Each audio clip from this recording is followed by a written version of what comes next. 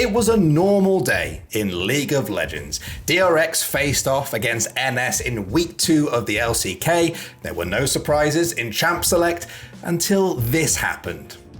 Very much a Gnar pick looking like it's going to come through here. Laughing here is Pyosha because he locks in the Udyr. Oh, we're doing it. All right. This wasn't supposed to happen. For the past 5 years, Udyr has been absent in Korea and most other major regions because, well, he's an old champ that kind of sucked. But for the last 2 weeks, he's been picked dozens and dozens of times in the major regions. So, how did a bear man that runs around slapping people become one of the strongest picks in pro play? Good question.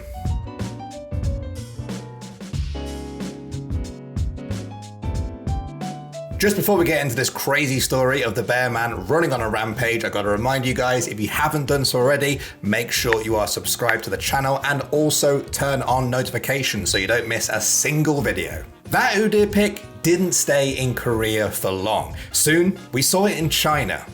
Running into the lane, and Udyr boy, he's been here before. He knows what this feels like. This is 2v3, and Suning are winning it out. And before you know it, there he is in the LCS lock-in finals. The next Drake is spawning here in 30 seconds. Blabber's got the dead man's plate with the turbo Kim tank. The boy runs fast. Flash, bear, slap, baby. Blabber's got him, and Alfari is gone. Power of the roam with these two, but Santorin is there. The deer is here, and Perks is running away. Team Liquid turn it back around. Santorin's in hot pursuit. A slap upside the head for a double kill, and Udyr is running wild on Summoner's Rift in Season 11. Just a few short months ago, if you'd have told people that Udyr was about to be one of League's elite tier champions, they probably would have laughed at you. But here we are. And I know that all of you out there who are hard stuck silver are probably getting giga stomped in solo queue by Udyr right now. My condolences, of course, but let me explain exactly why that is. As League has developed over the years, its champions have naturally become more complex. Just look at Aphelios. I had to read his moves like 4 times when he first came out to understand exactly what he actually does, and now I can confidently say I'm still not sure. So let's take a look at the animal spirit. Unlike literally every other champion in the game, Udyr has no ultimate, just 4 basic abilities. Tiger Stance empowers his auto attacks, Turtle Stance gives him a shield and lifesteal, Phoenix Stance creates flames of AoE damage, and Bear Stance, well, that speeds him up and stuns people for a moment when he hits someone. That's it. That is his whole kit. He only has one game plan. Run at people, slap them, repeat. You can seriously get the hang of him in an ARAM on your lunch break. It's fucking easy, dude. You have to remember, this champion was released over 10 years ago. He's probably older than some League players at this point. In the time since, the game has moved on and Udyr has felt like an old bear trying to learn new tricks. Do bears learn tricks? In fact, there was a while where Trick2G seemed to be the only big name who would even touch Udyr, and his playstyle seemed to revolve around running about and just being annoying. We look race car.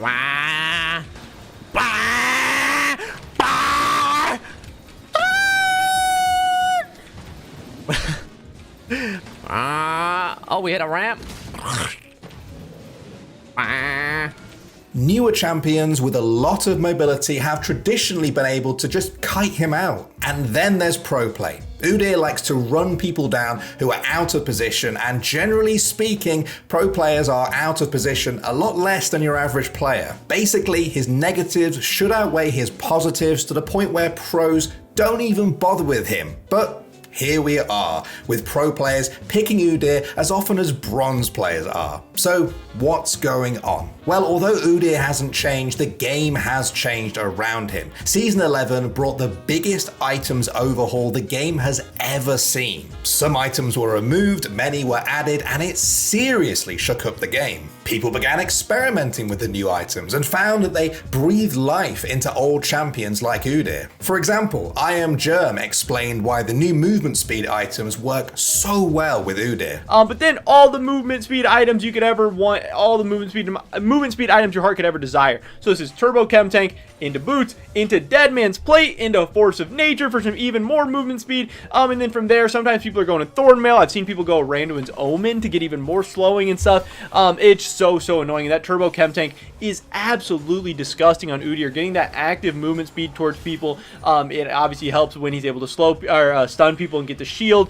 It's just really gross, and you can get absolutely so tanky that you are just so annoying. You're able to do so much damage over time in team fights. Pairing movement speed items like Chem Tank with runes such as Phase Rush, Water Walking, and Celerity means that Udyr has gone from a casual runner to literally Usain Bolt.